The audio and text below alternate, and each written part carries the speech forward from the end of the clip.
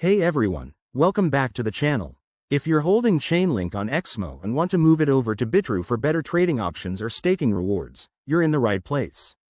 This guide is tailored for 2025, so we'll cover the latest steps to make sure everything goes smoothly. Remember, crypto transfers involve real money, so always double-check details and use secure connections. First things first, make sure you have verified accounts on both Exmo and Bitrue. Log into your Exmo account and head to the wallet section. Find your Chainlink link balance. That's your starting point. Now, navigate to the Withdraw or Send option for Chainlink. You'll need to enter the recipient's wallet address, which is from your Bitrue account. To get that, open Bitrue, go to your wallet, select Chainlink, and copy the deposit address. Pro tip: always verify that you're using the correct network, like Ethereum for Chainlink, to avoid lost funds. Once you paste the Bitrue address into Exmo, double-check it for accuracy.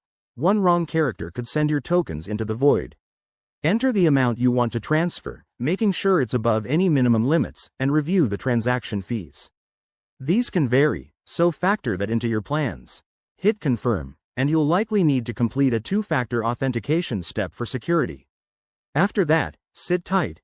Transfers can take anywhere from a few minutes to an hour, depending on network congestion. While you wait, keep an eye on your Bitrue account. Once the transfer is complete, you'll see your Chainlink balance update. If it doesn't show up, don't panic. Check the transaction status on a blockchain explorer like Etherscan.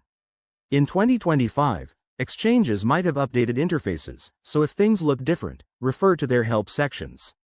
And there you have it. You've successfully transferred your Chainlink. This process keeps your assets moving securely in the ever-evolving crypto world. If you run into any issues, reach out to the exchange support. Thanks for watching. Smash that like button if this helped, and subscribe for more crypto tips. See you in the next video.